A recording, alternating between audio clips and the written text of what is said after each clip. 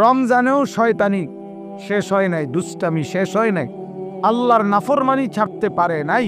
আসলে এটা শয়তানের তুনো বড় শয়তান, কারণ মেন শয়তান তো বন্দী,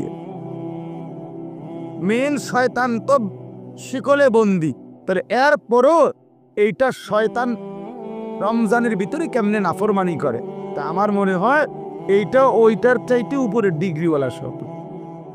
এজন্য যে এই শয়তানে বুঝাইতে চায় যে ওই শয়তান রে বন্দি করলে কি হবে, আমি তো তার থেকে শিখতে শিখতে তারে ডিঙ্গে হয়ে গেছি,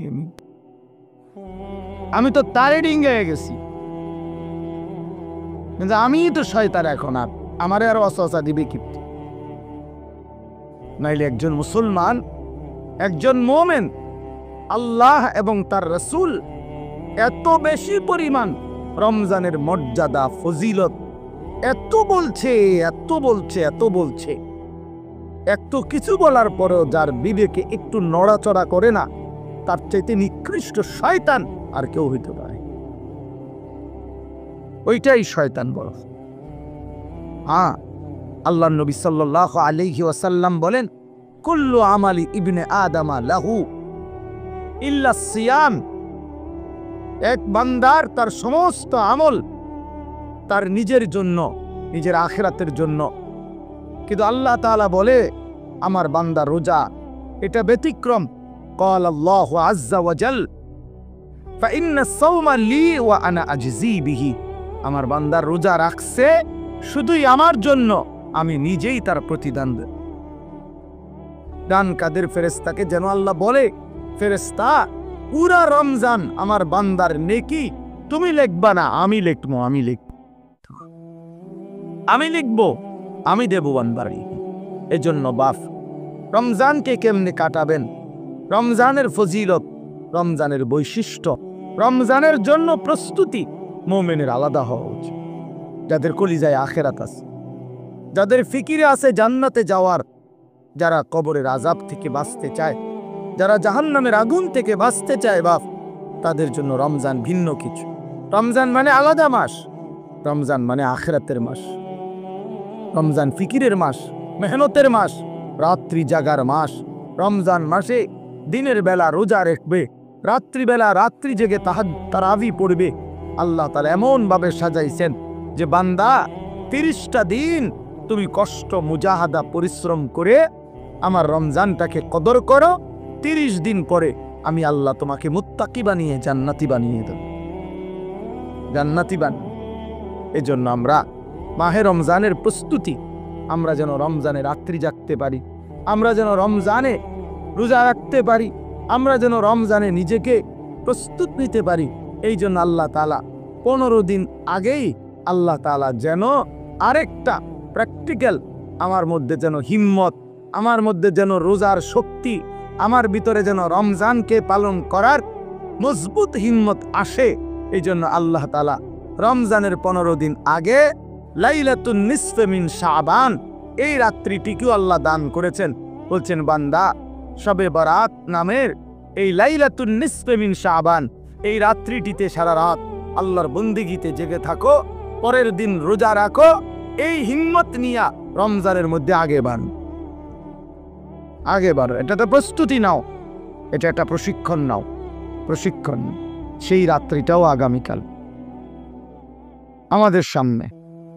শবে বরাত লাইলাতুন নিসফে মিন শাবান, অত্যন্ত মহিমান্বিত মর্যাদাপূর্ণ একটি রাত শবে বরাত, যেটা আমরা শব্দটা তো জানি, কিন্তু আমরা যথাযথ বন্দিগি করতে জানি না। শবে বরাত এটা আল্লাহ তাআলা আমাদের প্রিয় নবী সাল্লাল্লাহু আলাইহি ওয়াসাল্লামের মাধ্যমে আল্লাহ তাআলা আমাদের জন্য দান করেছেন।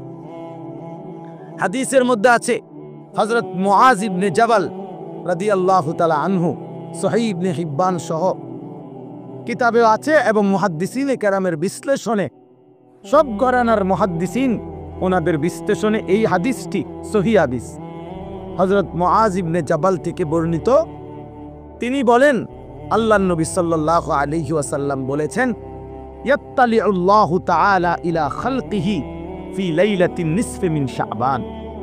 ফায়াগফিরু লিজামিআ খালকিহি ইল্লা লিমুশরিকিন আও মুশাইন।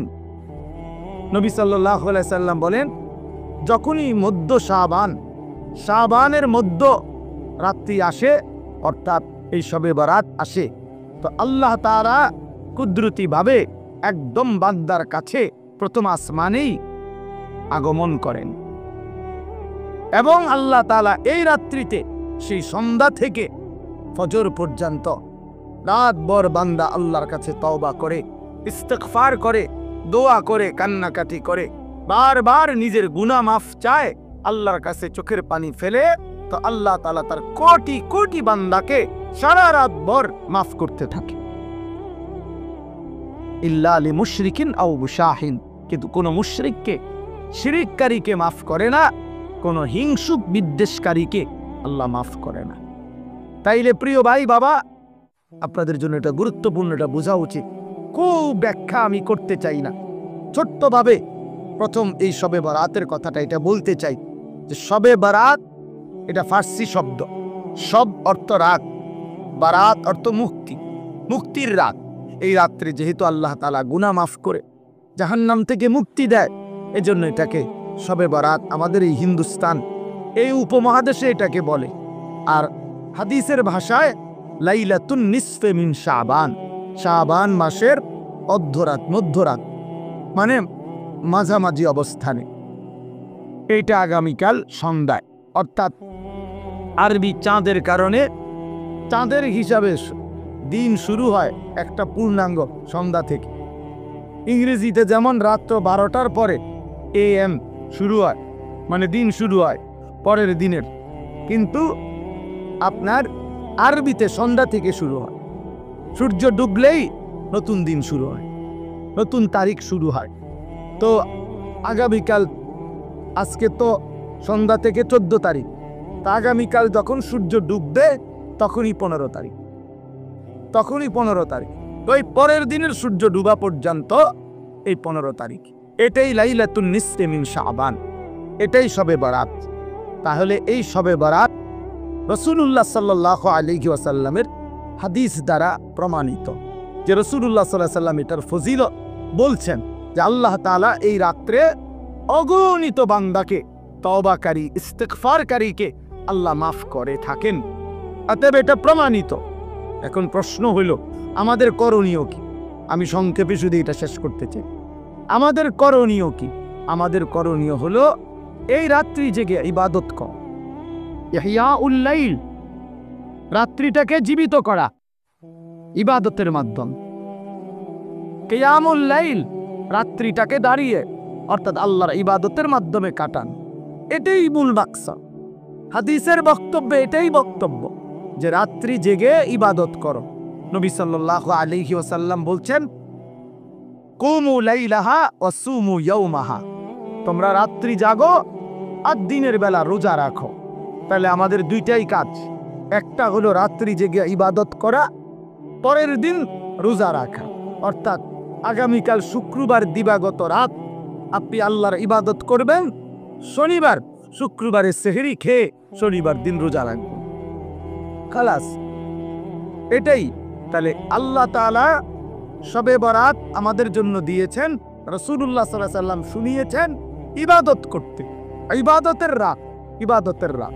আর নফল ইবাদতের ক্ষেত্রে বান্দার কাছে কোরআন সুন্নাহর এটাই বক্তব্য, এটা কোনো ফরজ ইবাদত না, এটা ওয়াজিব ইবাদত না, এটা নফল ইবাদত। শবে বরাত কি ইবাদত বলেন? সবাই বলেন কি ইবাদত? আর নফল ইবাদতের মধ্যে একাকিত্ব, এটাই কাম্য, এটাই কোরআন সুন্নাহর ভাষ্য, যে একাকী, প্রত্যেকে মুস্তাকিল নফল ইবাদত নিজের মতো করে নিজের জন্য করি, নিজের জন্য করবে। আমি আর আপনি সমান না। আমি আমার বয়স হিসাবে আমি 40 রাকাত নামাজ পড়তে পারো, আপনি পারবেন 20 রাকাত। আরেকজনে 100 রাকাত নফল করতে পারবে সে ইচ্ছা করলে, সে তার বয়স মাত্র 20 বছর, তারেও আপনি দিলেন 12 রাকাত, 80 বছরের বুড়া মিয়ারেও দিলেন 12 রাকাত। তো এটা ইনসাফ হলো না, এটা নফল হলো না, এটা তো বাধ্যতামূলক করে দিল, এটা বাধ্যতামূলক করে দিলেন। অথচ এই যুবক তো ইচ্ছা করলে এক রাত্রিতে সে 100 রাকাত নফল পড়তে পারে, কারণ তার তো শরীর আছে, তার তো সামর্থ্য আছে। আমরা কিতাবে পড়ছি, আবু ইসহাক আস-সাবিঈ এক বড় বুজুর্গ ছিলেন। উনি বলছিলেন, যুবক যৌবনকালে এমন হাজারো রাত, শত শত রাত আমার জীবন থেকে গিয়েছে, যেই রাত্রিগুলোতে আমি এক রাকাতে পুরা সূরা বাকারা 3.5 পারার মতো পুরাটা তেলাওয়াত করে ফেলেছি। হযরতে ওসমান রাদিয়াল্লাহু তাআলা আনহুর মতো সাহাবী এক রাকাতে পুরা মুকাম্মাল কোরআনুল কারীম এক খতম দাঁড়ায়া পড়ে ফেলছে। তাইলে নফল আমল সবার কি বরাবর? কথা বলেন না কেন? তাইলে আল্লাহর নবী সাল্লাল্লাহু আলাইহি সাল্লাম, ওনার স্ত্রী আম্মা জান আয়েশা, নবীজির বিবি, উনি বর্ণনা করছেন, আল্লাহর নবী সাল্লাল্লাহু আলাইহি সাল্লাম কানা রাসূলুল্লাহ সাল্লাল্লাহু আলাইহি ওয়াসাল্লাম ইউসাল্লি বিল-লাইল, রাত্রিবেলা নবীজি নামাজ পড়তেছিলেন। ফাআতালা সুজুদ, সেজদাটা লম্বা করলেন, লম্বা একটা সেজদা দিলেন। হাত্তা জানান্তু আন্নাহু কাদ কুবিজা, হযরত আয়েশা নিজে বলতেছেন, আমি ভাবলাম এত লম্বা সেজদা, না জানি নবীজি ইন্তেকাল করলেন কিনা। আত্মমাতায় উড়ায় না, কখন সেজদা দিলেন, আহারে মাথায় তো তুলতেছে না।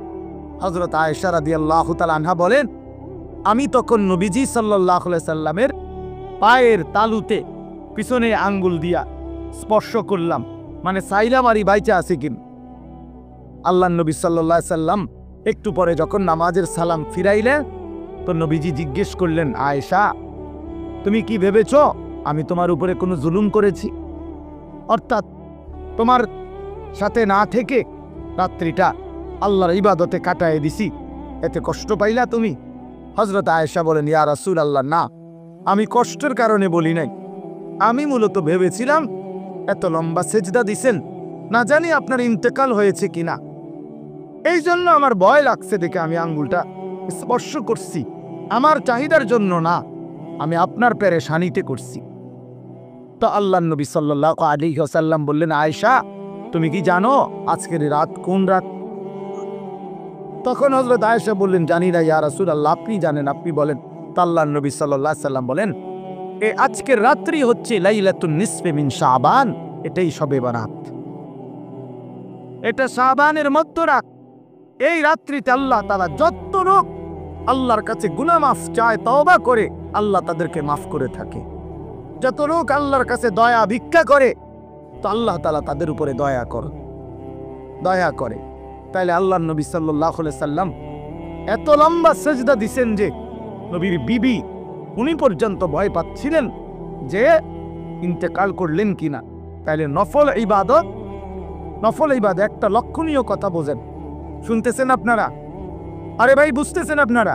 আপনার ইনসাফে কি বলে যে আমার বিবি, আমি নামাজ পড়তেছি, আজকের রাত্রি এত গুরুত্বপূর্ণ, কিন্তু উনি ওনার বিবিকেও, অর্থাৎ এতটা আলাদা যে একত্রে না, তুমিও বসো, আমরা দুজনে মিলে গড়ি ধরো, তুমিও 15 মিনিট সেজদা দিবা, আমিও 15 মিনিট সেজদা দিব, তুমিও আধা ঘন্টা লাগাইয়া নামাজ পড়বা, আমিও আধা ঘন্টা লাগাই পড়ব, এরকম কথা বলছেন এখানে। তাইলে বোঝা গেল নফল ইবাদত প্রত্যেকের শরীর, স্বাস্থ্য, সামর্থ্য অনুপাতে প্রত্যেকের জন্য আলাদা আলাদা। প্রত্যেকের জন্য কি বলেন না, আলাদা। তাইলে শবে বরাত হাদিস দ্বারা প্রমাণিত। কি দ্বারা প্রমাণিত? ওলামায়ে কেরাম, আসলাফ, পূর্বপুরুষদের, মনীষীদের, বুজুর্গদের কথার আলোকেও শবে বরাত প্রমাণিত। এই রাত্রি ইবাদতের রাত, এটা প্রমাণিত কথা। এই রাত্রির কথা আল্লাহর নবী সাল্লাল্লাহু আলাইহি সাল্লামের হাদিসের মধ্যে আছে, এবং 8 জন সাহাবী, এই মুআজ ইবনে জাবালের এই হাদিসটা, ওরে ভাইয়া কথা বলো না, মাফ, কথা বলো না, রাস্তায় কথা বলতেছো কারা? আহারে বাবা, একটু পরে আসো, এই ঘোষণা দিবে, সোজা হইয়া বসতে বলবে সবাই, ভাইয়া একটু পরে বলবে, কিছুক্ষণ আর একটু ধৈর্য ধরো ভাইয়া, আরে কষ্ট হইতেছে ছেলেদের, এই এক্ষুনি বলবে ইনশাআল্লাহ, কিছুক্ষণ পরেই বলবে, সিরিয়াল ধরে বসেন, মূল পর্ব শুরু হবে।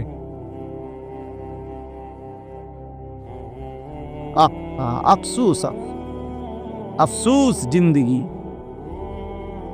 আফসুস ওই জিন্দিগি যে জিন্দিগি কোনো ফিকির নাই।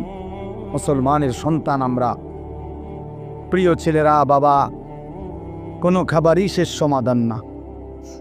সেটা বিরিয়ানি হোক আর আরো ভালো কিছু হোক, সব কিছুরই গন্তব্য বাথরুম। না, এটাই তো সত্য। সেটা আরো দামি হোক কিছু খাবার, কিন্তু গন্তব্য তো বাথরুম। এছাড়া আর কি, এছাড়া আর কি? তাহলে এক মানুষের জিন্দিগির টার্গেট যদি হয় বিরিয়ানি, তো এই বিরিয়ানির পরিণতি যেহেতু টয়লেট শেষ ঠিকানা, তো তোমার জিন্দিগির টার্গেটও টয়লেটই। বাথরুম ছাড়া আর কি, টয়লেট ছাড়া আর কি? খাবে, ঘুমাবে, পেশাব করবে, বাথরুম টয়লেট সারবে, আর মাঝখানে টাইম যৌন চাহিদা পূরণ করবে। খালাস, এতটুকুই জিন্দিগি। এবার কেউ যদি, আমি সবসময় বলি, প্রতিদিন বলি এ কথা, যে জীবন শুধু এটাই বুঝছে, জীবন মানে খাবার, পেশাব পায়খানা, ঘুম আর যৌন চাহিদা, লজ্জাস্থানের চাহিদা পূরণ, এতটুকুই যে জীবন বুঝছে যে এটাই আমার জীবন, এই জীবন জানোয়ারের জীবন। এই জীবন কি? জানোয়ারের জীবন। এই জীবন কুকুরের জীবন, কুত্তার জীবন। কারণ ওই কুকুরও খায়, ঘুমায়, পেশাব পায়খানা করে, কুকুরেরও যৌন চাহিদা পূরণ হয়। এই জন্য কুকুরেরও বাচ্চা কাচ্চা হয়। তো তার যদি যৌন চাহিদা পূরণ না হতো, তাহলে বাচ্চা হয় কেন? এই জন্য কোরআনুল কারীম আল্লাহ তাআলা বলছে, ওয়াত্তাবাআ হাওয়াহু ফামাসালুহু কামাসালিল কালব। এক নাফরমান পাপীর কথা আল্লাহ বলতে গিয়ে কোরআন শরীফের এই আয়াতে আল্লাহ বলছে, সে তার মনের চাহিদার অনুসরণ করেছে। এই বালআম বাউরা, এক কাফের, এক মুশরিক, এক পাপী, প্রথমত ইমানদার ছিল, কিন্তু মনের ইচ্ছা চাহিদার অনুসরণ করেছে। আল্লাহ বলছে, সে তার মনের ইচ্ছারও যখন অনুসরণ করলো, এবার তার উদাহরণ হয়ে গেল কামাসালিল কাল, কুত্তার মতো। কোরআন শরীফের আয়াত। লোকটা ইমানদার ছিল কিনা? ইমানদার ছিল, শতবার খাঁটি ইমানদার ছিল। যেদিন সম্পদের লোভে নিজের মনের চাহিদা মতো অনুসরণ করেছে, আল্লাহ তখন বলছে তার উদাহরণ কুত্তার মতো হয়ে গেছে, কামাসালিল কাল। জন্য প্রিয় বন্ধু, মনে রাখো, প্রতিদিন আমি এটা বলি, ছেলেরা, বাবা, তোমার পরিচয় তুমি মিলায় নিও, আমার দরকার নেই, আমার এত সময়ও নাই। তোমার পরিচয় তুমি মিলাও, আমার পরিচয় আমি মিলাই। প্রত্যেকেই হিসাব লাগাও। হ্যাঁ, নিজেরে নিজে হিসাব করো। তুমি চালাক না বেওকুফ, তোমার বিবেককে তুমি প্রশ্ন করো। আল্লাহ তাআলা কোরআনুল কারীমে বলছেন, যে মানুষটা মনের ইচ্ছা মতো চলে, তার জীবন কুত্তার জীবন। কামাসালিল কাল, কুত্তার জিন্দেগি। এই জন্য আমি সব সময় বলি, যে কপালে সেজদা নাই, ওই বেনামাজি যেগুলো, এগুলোর জিন্দেগি কুত্তার জিন্দেগি, কুকুরের জিন্দেগি। এই জন্য নওজোয়ান ছেলেরা, মনে রাখো, তোমাদের যাদের কপালে সেজদা নাই, তোমার জীবন কুত্তার জীব। খাও, বিরিয়ানি খাও, খিচুড়ি খাও, কোনো অসুবিধা নেই, অসুবিধা। যার যার বাড়িতে টয়লেট তো আছেই, খাইবা না, বাথরুম তো আছেই, ভাত খাও। যা মুখে অর্জন করলা, তা বাথরুমে ক্লিয়ার করে দিল, খালাস। তো আর অর্জন কই জীবনের? এ তো গেল গাই। এই জন্য আমরা এটা বোঝা উচিত, আমাদের এটা ফিকির থাকতে হবে। আমরা মুসলমান, মুসলমানের 10 বছরের বাচ্চাও দামি, মুসলমানের 6 বছরের বাচ্চাও দাম, মুসলমানের 60 বছরের বুড়া মানুষও দাম, মুসলমানের 1 সেকেন্ড দামি, মুসলমানের 1 মুহূর্তও দাম। আমার প্রতি মিনিটের হিসাব হয়, আমার প্রতি মুহূর্তের হিসাব হয়, আমার প্রতিটা নিঃশ্বাসের হিসাব হয়। তাহলে আমার আবার অবসর কোথায়? আমার আবার ছুটি কোথায়? আজকে আমার মাদ্রাসা বন্ধ হয়েছে, আমি লম্বা বয়ান করছি ছাত্রদেরকে, 450 ছেলে, ছুটি দিছি সকালবেলা। তা আমি এটা বলছি, বাবা আমাদের কোনো ছুটি নাই। জিসকি সবক ইয়াদ হই উসকি ছুটি না মিলি। আমাদের বুজুর্গরা এটা বলে, যারা আখিরাতের সবক মুখস্থ হইছে, যে কলিজার মধ্যে এটা মুখস্থ হইছে যে আমারে মরতে হবে, আমারে জান্নাতে যাইতে হবে, আমারে কবরের আযাব থেকে মুক্তি পেতে হবে, জাহান্নামের আযাব থেকে মুক্তি পেতে হবে, তার আবার ছুটি কিসে? আমি ছুটি কাটাইলে হবে না। আমারে বাড়ির থাকলেও ফজরের নামাজ পড়তে হবে, মাদ্রাসায় থাকলেও পড়তে হবে, বাজারে থাকলেও পড়তে হবে, বিমানে থাকলেও পড়তে হবে। আমার আবার ছুটি কি? আমার কোনো শুক্রবার নাই, আমার কোনো 21শে ফেব্রুয়ারি নাই, আমার কোনো 16ই ডিসেম্বর নাই, আমার কোনো 26শে মার্চ নাই, আমার কোনো ছুটি নাই। আমার প্রতিদিনই ডিউটি, আমার নামাজ প্রতিদিনই, আমি হালাল পথে চলতে হবে প্রতিদিনই, আমার চরিত্র হেফাজত করতে হবে প্রতিদিনই, কারণ আমার কলজার মধ্যে এটা বুঝে আইছে যে আমার আখিরাত আছে, আমার পরকাল আছে, আমাকে মরতেই হবে। অতএব জিসকি সবক ইয়াদ হই উসকি ছুটি না মিলে। যার সবক ইয়াদ হইছে মানে আখিরাতের পড়া মুখস্থ হইছে, আখিরাত কলিজার মধ্যে ঢুকছে, তার আবার ছুটি নয়। তার ছুটি হলো নাফরমানের, যে মনে করছে আমি এখন মুক্ত স্বাধীন, আমার আব্বা যেহেতু আমারে কিছু বলে না, আমি নারী দেখতে থাকি, আমার মা যেহেতু আর কিছু বলে না, আমি এখন ছবি দেখতে থাকি, আমার গ্রামবাসী কেউ আমারে ডাকে না। আহ, তোমারে কেউ ডাকে না বাবা, তোমার চুল জানোয়ারের মতো, তোমার চুল বেঈমানের মতো, তুমি পেশাব করে টয়লেটে ধীরা কুলুক টয়লেট পেপার ব্যবহারের গুরুত্বও নাই, পাক নাফাকের ধার ধারণা। নিজের মাকেও দেখো, মানুষের বেডিরও দেখো, আপন বোনকেও দেখো, রাস্তার মেয়েকেও দেখো। আহ, ওই দেখেন ওই ওরা কথা বলতেছে। মানে কিছু ছেলে থাকে অসভ্য, যে শক্ত অসভ্য, মানে এটা একবারে শক্ত। কিছু ছেলে এত নিকৃষ্ট বেয়াদব যে তার কথা হইল, আমি হুজুর জীবনেও কারো কথা শুনি না, আমনের তারা হঠাৎ করে শুনি না কি করবে। হ্যাঁ হ্যাঁ, বাস্তবতা এটা। মানে এত বড় নিকৃষ্ট বেয়াদব যে আমি আসছি হুজুরে খিচুড়ি খাইতাম, হ্যাঁ যেহেতু আমনের কথার কারণে দেরি হইতেছে দেখে বইয়া রয়েছি নিরুপায় হইয়া। কথা বুঝছেন না? হ্যাঁ, কাজে আমি যেহেতু কারো কথা শুনি না, আমি নজর রাখি ছেলে মিয়া, এটা আমার সারা জীবনের অভ্যাস। এই জন্য আমি 1 মিনিটে বললো, আমি হাসাহাসি তামাশা পছন্দ করি না। আমরা আমাদের এই ছেলেদেরকে ফিরাইতে হবে, আমাদের এটা সিদ্ধান্ত ইনশাআল্লাহ।